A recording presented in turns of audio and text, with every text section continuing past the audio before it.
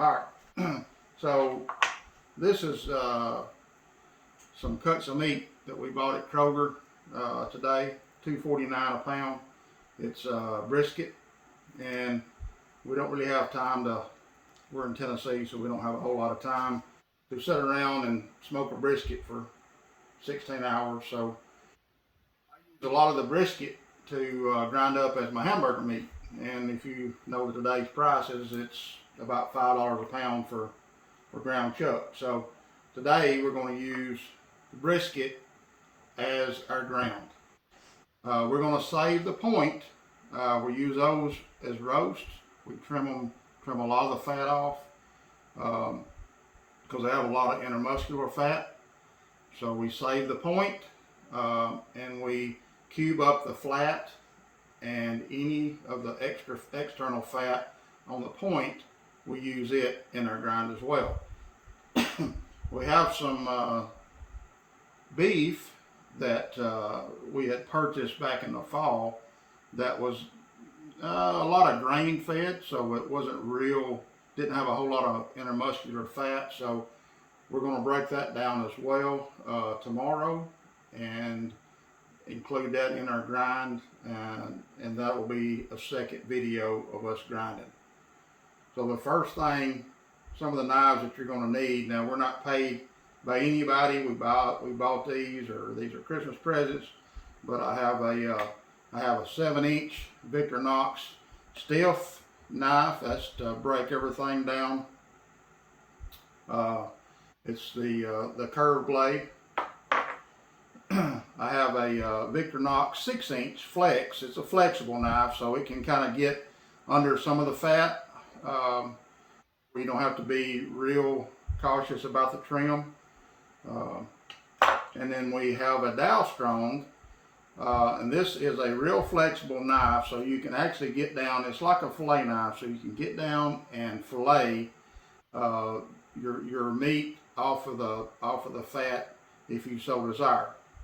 So that's our 3 knives that we're going to be using today. So as I said earlier, this is the point up here. The big part is the point, and down here is the flat. And I'm going to cut it about where I think these two are joining, because there's a lot of intermuscular fat from the point to the flat. There's a lot of it at that joint, at that section. So I'm just going to kind of cut this brisket where I think that intermuscular fat's going to start.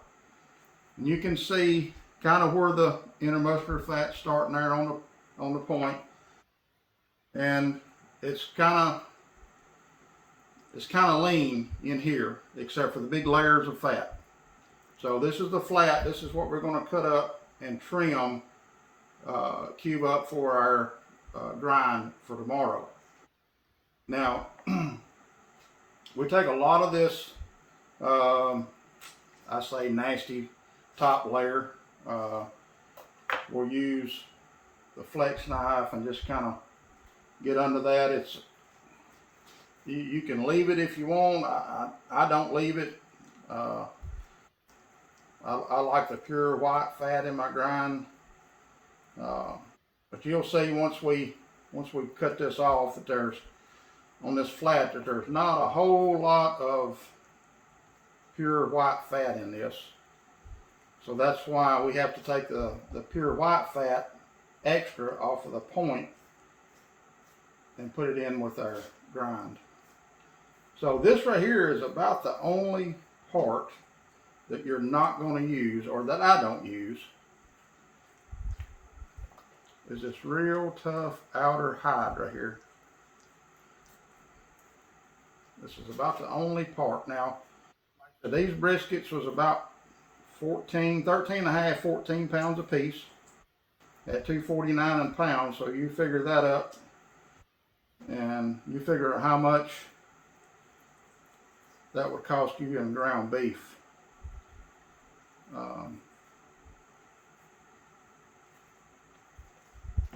Like I said, we'll just take this.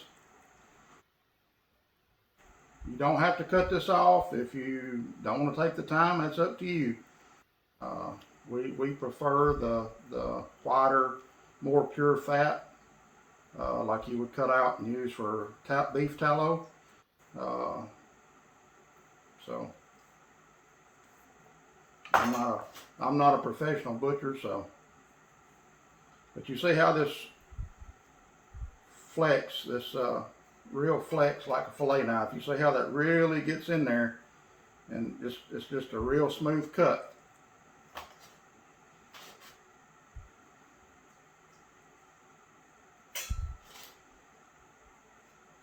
Once I get the majority of this off, later on I will go back and go through my trim pile and try to pull off any meat that I may have gotten in with my fillet there. So I'm going to take a stiff knife and I'm just going to slice it into cubes like this. Remember, this is going to go into your grind pile.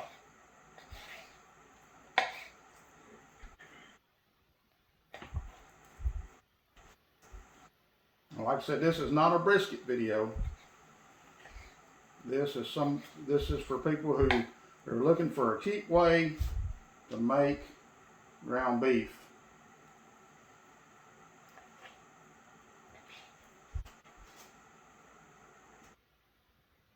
Outside edge had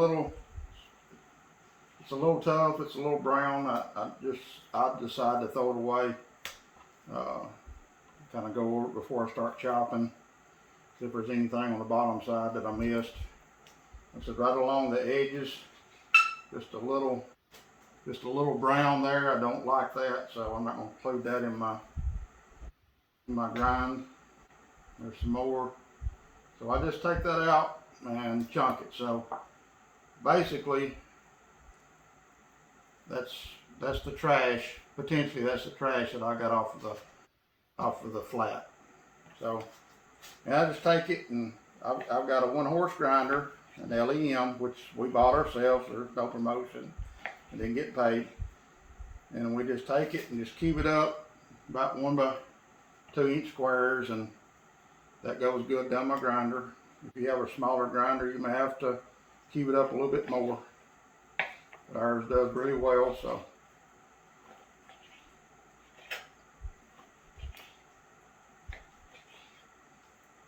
And we just take it and throw it over in there. Drying pile.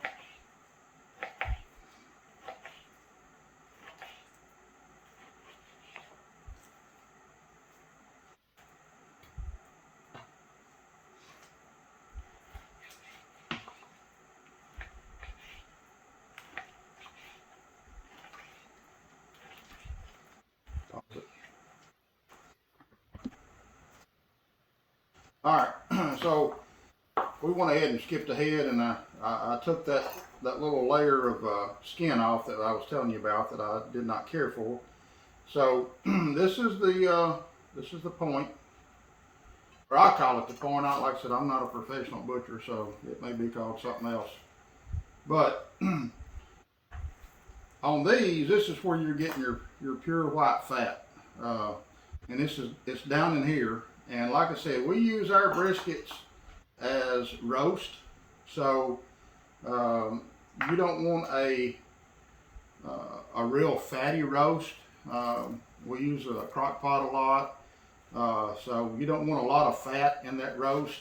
I have one here that I've already trimmed out, and you can see the intermuscular fat, and you can see how I left some of the fat cap in there.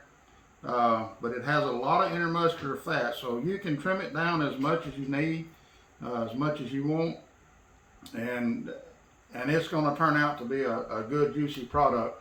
But you don't want to have too much that your stew is real greasy. So I take a lot of mine off. And so I'll just show you. I'll cut into some of this. I'm going to use the 6-inch kind of flex knife here, But I'll take and I'll just take this big old layer of fat right here. Okay, just take this big old layer of fat, and you can see as I get into this how white that fat is. Okay, so that's the fat that you want in your grind for your hamburger meat. So I will I will go through here and I'll take a lot of this fat down to where I don't have as much fat get into my roast.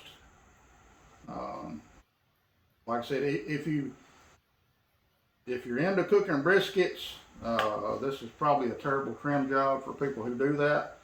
Like I said, I don't cook briskets very rarely, so this is our best use of it, is ground and roast.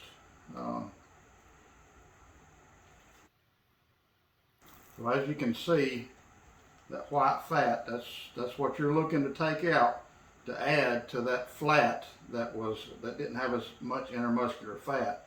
You're looking to add this to your grind. All right, take it off. Come here and turn it off.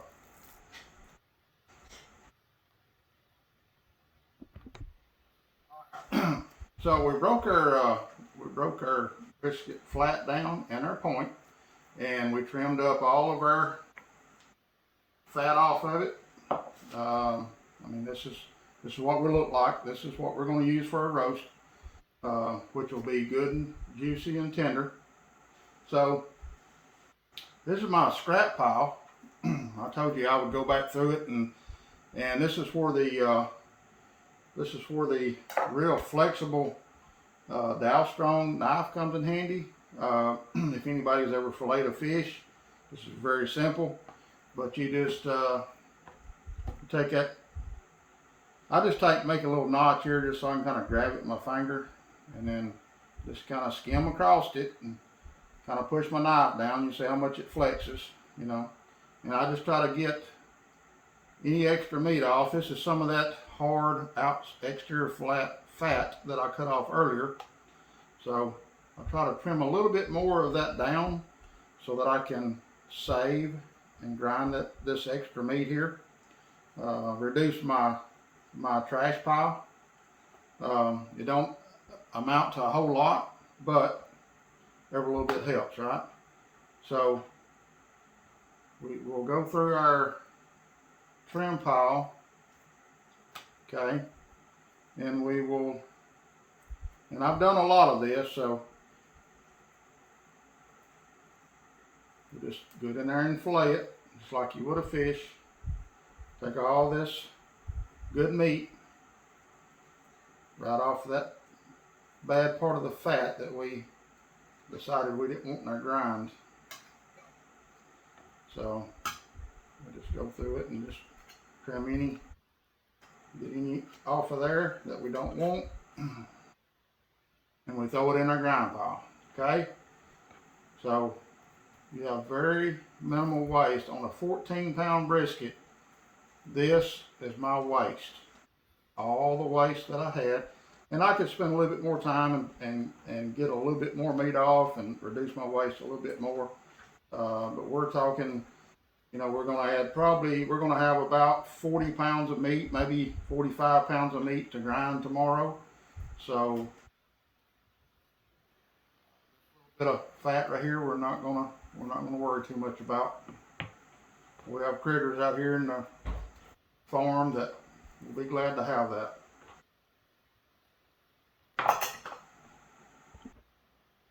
All right, so we got all of our briskets broke down. I think we had it like 62 pounds of brisket. And like I said, this video is not how to cook brisket. This is how to get hamburger meat out of a cheap cut of meat. And it's actually really, really good. So we're going to start off with our vacuum sealer. Like I said, we purchased this on our own. We've used these for years.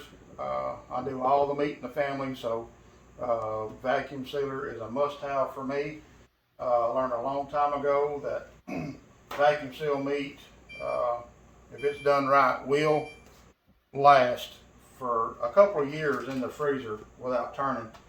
So one thing, when I put the brisket points in the vacuum seal bags, you noticed I got some of the fat residue and stuff on the sealing edge. So I just take a paper towel and I just clean all that off and make sure that my seal area is free of any grease or moisture. And I just take and rub it around, just make sure there's nothing on there. Okay, so we've had several types of vacuum sealers. We've had some that you just kind of stick in there, but if your bags are curled up, it's a mess trying to get them in. It's aggravating. So we found this one, this model here, and it's actually got a lift up sealing area. So we just take it, you just lift it up like this, and notice my edges are not straight and they're jagged. So on that other machine, it just was aggravating trying to get everything squared. So this one, you just put in, tap the bar, and it starts its function. It starts sucking it down. Okay. Also, this one is lower. The meat is lower than your vacuum bar, so it takes a lot more time for the juices to come up and get inside, which is what you don't want anyway. This is a good feature for this machine.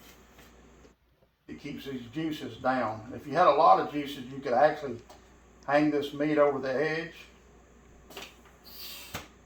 So you got a good tight seal, got a good vacuum, and like I said, that'll last in the freezer a good year, possibly 2. But we use 4 mil bags, 4 mil plastic bags, and we get those off Amazon. I purchased them in 50-foot rolls. This machine, it won't hold a 50-foot roll, but it will hold some 25-foot rolls. So we just take and roll half of the 50-foot roll off into a new roll and just split it in half. And that's how we get by. Sometimes it's cheaper to buy the 50-foot rolls than it is the 25s. So a little extra work, and we save a little bit of money. So, like I said, you can, if you have a lot of juices in this bag, you can hang it off of the edge, line up your vacuum seal, tap it, and just hang on to it just so it don't jerk it out of there. But you can see all the juices stay down here. They're not rising up in and getting on top of your sealing bar. So if you have a lot of juices, this ones don't have a lot of juices. Because we've done all of our cutting on a cutting board, so we've cleaned up all of our juices off of there. But if you did, this will be a good way to keep the juices down at the bottom. So we got a good seal. This one here, I got a little bit of that fat on the inside of the bag as I was putting them in the bag. So I'm just going to wipe it off. And these things have a textured side and a smooth side. And I like to put the textured side, I like to put that down and the smooth side up. So I don't know that it makes a whole ton of difference, but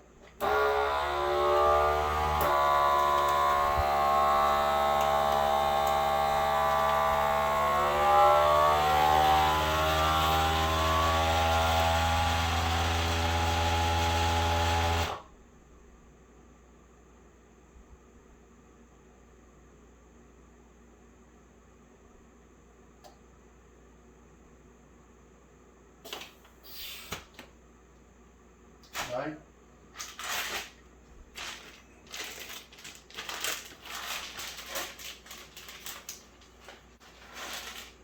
Now we got our last one. We had 4 briskets.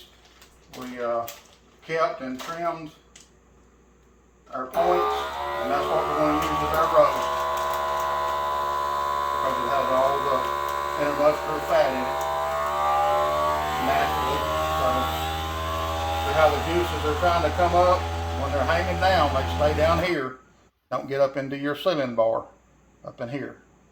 So all your juices will stay down here. And you'll get a good tight seal. And there's your seal. Solid seal all the way across.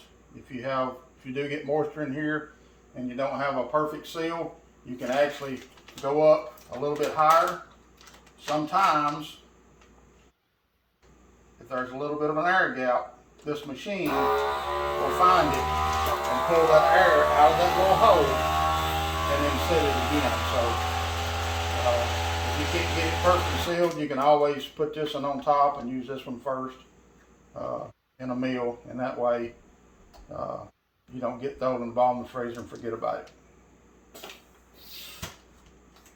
You got double seals, so everything's good there. So there we are. There's our 62 pounds of brisket. We got 4 good roasts out of it, out of the points. And we'll have to figure up tomorrow how much we got out of our flats and our fat trimmings. That's it. All right, so you've seen our pile that we got off our brisket. And this is our fresh brisket that we've processed down, and we're going to use it as a roast. This is some of the cow that we had actually purchased in the fall and had processed. Like I said, it was a little lean. I wasn't real happy with the texture. Wasn't a whole lot of fat. So I'm going to use the rest of this. And this chuck roast is a bone-in chuck roast, and I'll let it thaw out and I'll process it. And then this is a brisket, and you can see some of the intermuscular fat, but not near as much as this feedlot cow, commercial. So I will break it down and use it. And we have round steak, bone-in round steak. So I'll do that as well. Also, throughout the year, we break down certain things. We may buy another chuck roast or something to use, and we'll save those trimmings, and we'll put in vacuum seal bags, and this has been here for probably 6 months maybe. So we'll let this thaw out, and we'll add this in with our trimmings. Here's some of the pure beef fat that I got off of, I don't know if it was a chuck roast or another brisket, but this is a pound of pure beef fat. So we're going to use up all of this. This has been in the freezer for about 6 months. So it's time to process it and get this into a grind and make hamburger out of it, and try to make it go a little bit longer, a little bit further, stretch our dollars. Okay, done. All right. Today is grinding day. Like I left off, this is pure brisket that I purchased. Cut it into cubes so it'll go on my grinder. And this is the meat that we have been collecting for the last couple months. We cut up a chuck roast or a steak and take a little bit of the fat off of the ribeye, and we just put it in vacuum seal bags, put it in the freezer, and once every 3 or 4 months we'll break it all out, section it up, and get ready to make our grind for our burgers. Okay, so I'm going to get our we have a LEM number 22. It's a 1 horsepower grinder, and I'll get it set up. I'm going to be using I think it's a 10 millimeter grind plate. So I'll get that set up, and I'll bring you back. All right. So we take the throat and we put it in the freezer. We want all of our meat, all of our components to stay froze. That's going to be touching the meat. So we've got our gear froze. We've got our throat froze. We take our knife and just make sure you turn where the cutting edge is facing toward the plate. Don't do like I did one time and turn it backwards. But this is the coarse grind plate. I think it's a number 10 millimeter. So that's what I'm going to start out with. All right, so I'm going to assemble this, and I'll be right back. All right, with our LEM grinder, or with any grinder, you actually want to load the throat first before you actually power it on. So my meat's been frozen. We put it in the freezer overnight after it's been cubed up. We let it slightly thaw this morning. So everything is good and cold, so our grind should go pretty well. So we'll start our grind process, and we want to kind of keep our mixture, we want it somewhere around the 80-20 after we get done grinding, 80-20 on our hamburger meat. So we'll try to mix in both products at the same time and try to incorporate that 80-20.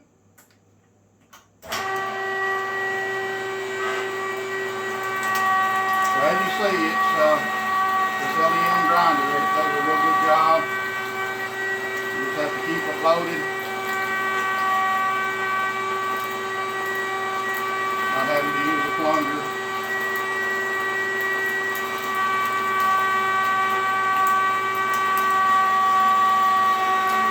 Goes pretty fast. Quick process. You can see how the fat is starting to incorporate some with the meat. So just trying to keep that process. It's actually feeding faster than I can get it stuck in the horn there. So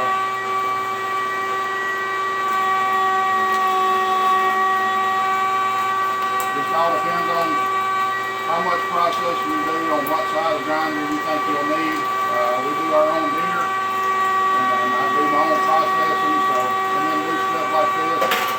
So we decided to get a one horse. Okay, so I'm gonna grind all this up and I'll bring you back. All right, guys, as you can see, I got quite a bit of ground. I got just a little bit more, but my LEM food tray there is completely full. I love them things. You do a lot of grind, come in real handy. I'm actually going to take this pan and I'm going to put it in the freezer. I want to freeze everything again, not solid, but just make it good and chilled. Once I get done grinding, I'll take all my equipment and I'll break it down, clean it up, put it back in the freezer before I do my second grind. So we will be back for our second grind in just a little bit. All right, guys, we're back with our second grind. We stopped the process. We put everything back in the freezer just to let it get chilled, not frozen, just let it get chilled. We cleaned up our our throat and our auger, and we put all of it back in the freezer and let it get good and cold. So you can see the ice forming on it. So remember, when you're putting your blade in, turn the cutting edge towards the grinding wheel here, this plate. Now this is a 6mm plate. This is what we're going to do our second grind. This will be our second and last grind. We're not going to do a third grind on this. So get this put back together. Get ready for the grind. Now I've got both my meat tubs full, so that's why I'm using this little stainless bowl. We will get one of these tubs empty, and then we can put everything in the, transfer it over into the LEM tubs. All right, so here we start our second grind, and we will have to probably use the stomper on these. It's a little bit harder to get it to go through when it's ground.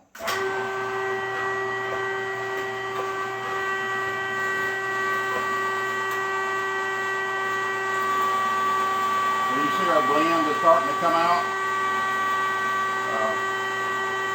Our fat and our meat starting to get blended more. So it's starting to look like that 75 to 80, 20, 75, 25. But remember, this is brisket.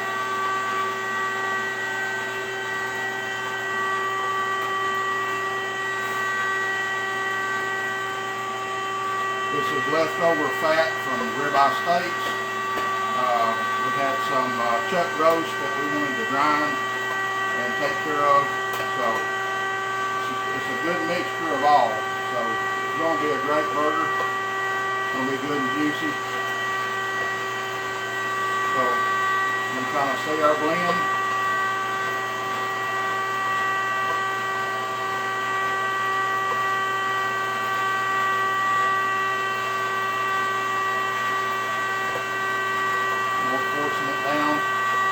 plunger.